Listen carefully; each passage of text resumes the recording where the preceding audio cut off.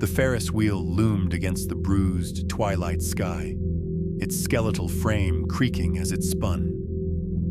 The Hollow Creek Carnival had arrived unannounced, its garish tents and neon lights sprouting overnight in the field behind the old elementary school.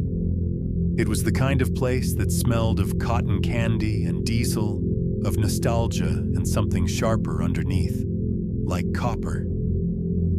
The Carter family had come because parents always take their kids to the carnival, even when they're exhausted, even when they're fraying.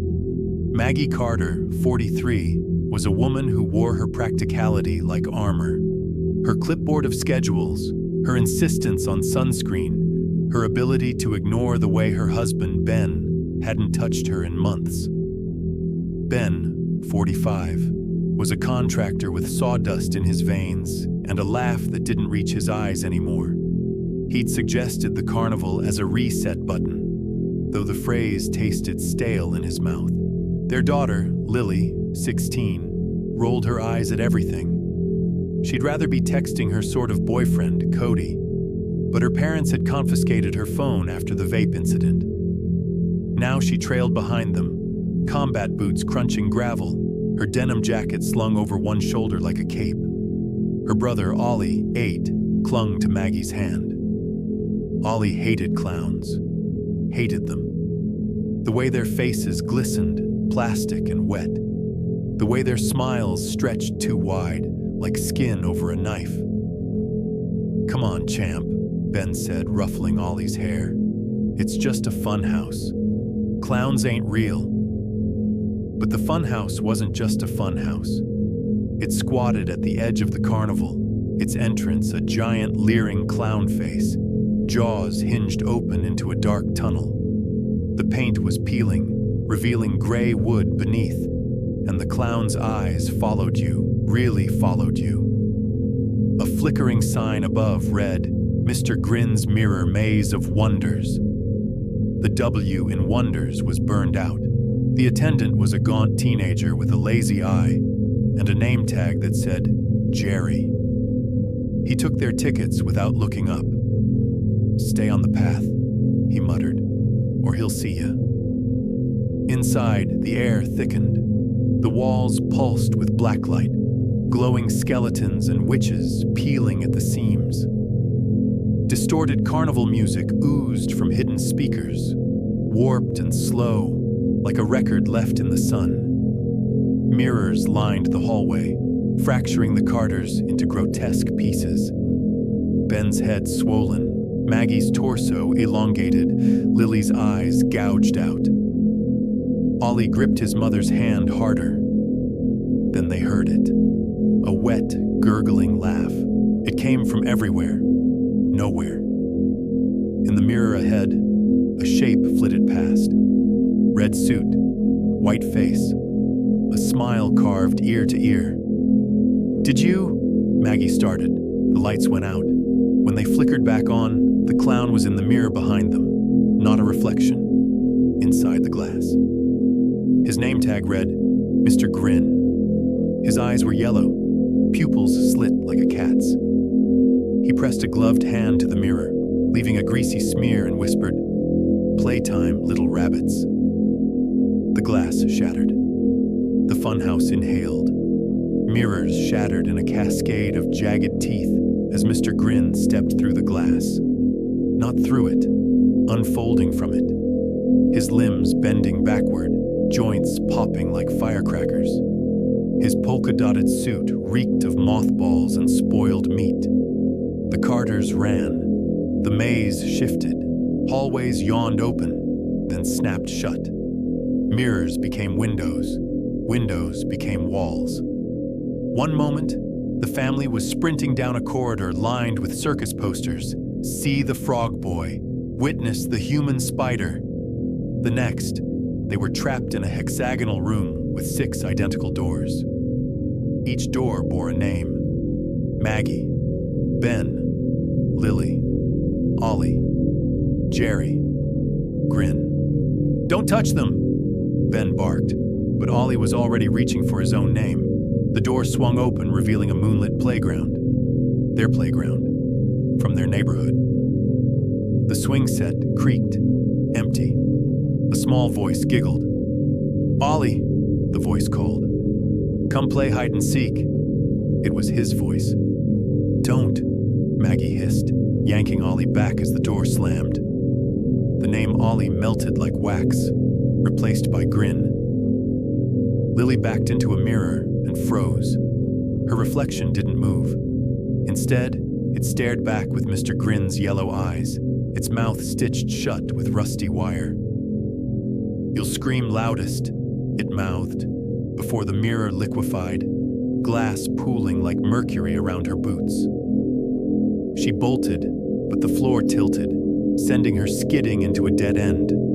There, propped against the wall, was a life-sized porcelain doll dressed like her. Same combat boots, same denim jacket. Its face cracked as it turned. "Lily," it rasped in her mother's voice. "Why didn't you tell us about the baby?" she screamed. Ben found the control room. It was hidden behind a mirror smeared with handprints, tiny ones. The walls were papered with missing children posters. "Have you seen me?" All from Hollow Creek, going back decades. A rusted lever jutted from the floor. He pulled it. The carnival music died. In the silence, Ben heard chewing. Behind him, Mr. Grin crouched over Jerry, the attendant. The boy's lazy eye stared at nothing as the clown peeled his face off with a hooked fingernail. "You shouldn't touch my things," Mr. Grin giggled, mouth full of teeth like broken piano keys. The clown lunged. Ben swung the lever like a bat. It passed through Mr. Grin as if he were smoke. "Silly rabbit," the clown whispered, pressing his forehead to Ben's. His breath smelled like birthday cake and gasoline. "I'm not here for you." Then he vanished. Maggie and Ollie stumbled into a hall of Funhouse mirrors, each warping them into horrors. Maggie as a skeletal hag, Ollie as a faceless doll. But one mirror showed the truth. Ollie, older, his eyes hollow, standing in a field of unmarked graves. Mr. Grin's hand rested on his shoulder. "Mom," Ollie whispered. "Is that me?" The mirror shattered. Glass shards became spiders, skittering up their legs. Maggie grabbed Ollie and ran, but the exit was gone. Instead, they found Lily, hyperventilating, and Ben, face streaked with Jerry's blood. The walls closed in. Mr. Grin's voice oozed from the ceiling. "You're all so deliciously lost. But don't worry, I'll find you." A door appeared, plain, white. On it, a single word: Mom. Maggie reached for the knob. Maggie opened the door. It led to her kitchen. Their kitchen, checkered curtains, coffee pot still warm, the faint hum of the refrigerator.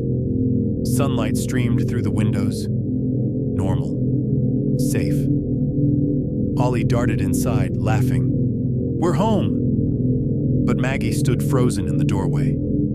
The kitchen smelled like her mother's perfume, lilacs and nicotine. Her mother, who died when Maggie was 9, who'd left her with a lifetime of "Don't cry, it's pathetic, and you'll never be enough." "Mom?" a voice called from the living room. Young Maggie, age 9, in a yellow sundress, pigtails. She held a doll with no face. "You came back." Adult Maggie stepped inside. The door slammed behind her. Lily faced the clown alone. He waited in the hall of mirrors, juggling glass eyeballs. "You're the interesting one," he crooned. "All that guilt, rotting you from the inside out. Let me see." The walls reflected the bathroom stall at school, where she'd taken the pregnancy test. The dumpster behind the 7-Eleven where she'd left the tiny, bloodied bundle. The text to Cody. "It's handled." Mr. Grin licked his lips. "You didn't even name her." "Stop," Lily choked. "But she wants to meet you." The mirrors cracked, and a small, translucent hand reached out. Ben found the heart of the funhouse, a pulsing, fleshy chamber veined with copper wires and old carnival tickets. At its center hung a cage made of bones. Inside, a shriveled thing, a child, with Mr. Grin's yellow eyes. It whispered, "He's my puppet, my teeth. Set me free." Ben hesitated. The child's voice dripped into his mind. "The carnival eats towns. Grin's the mouth, I'm the stomach. Free me and it starves." A hook-handed knife lay on the floor. Ollie wandered into a room of party hats and rotting cake. Mr. Grin sat cross-legged on a table, skin sagging off his face like melted wax. "Don't you want to be brave, Ollie?" He held out a red balloon. "Blow it up." Ollie obeyed. The balloon grew and grew. Inside, shapes moved. A boy, a clown, 1,000 screaming faces. "Pop it!" Maggie's choice. Young Maggie stabbed the faceless doll with a kitchen knife. "You left me," she screamed. "You don't get to come back." Adult Maggie fell to her knees. I'm sorry I couldn't." The girl's face split into Mr. Grin's grin. Too late. The kitchen dissolved into a graveyard of faceless dolls, all whispering, "Bad mother, bad mother." Lily's reckoning. The ghostly infant crawled toward her, umbilical cord trailing like a serpent. Lily sobbed, I'm sorry, I'm..." Mr. Grin grabbed her wrist. "She needs a mother. Be hers." He pressed a rusted needle to Lily's eye. "Or join her." Ben's sacrifice. The bone cage opened. The shriveled child unfolded into a mass of teeth and tentacles. It hissed, "Thank you, Daddy." Ben's wedding ring fused to his finger. His skin hardened to porcelain. Mr. Grin's laughter filled his skull as he became the new puppet, the new mouth. Ollie's escape. He popped the balloon. The funhouse screamed. The carnival vanished at dawn. Lily stumbled into the empty field, alone. Her left eye was gone, replaced by a glass marble that showed flickering nightmares.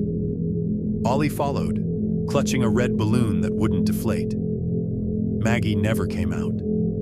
But the town began to rot. Crops withered, water turned to sludge, and in the mirrors of Hollow Creek, a new face appeared. Ben's, stretched into a porcelain grin, whispering, come play, the carnival's coming back." The curse isn't over, it's just hungry again.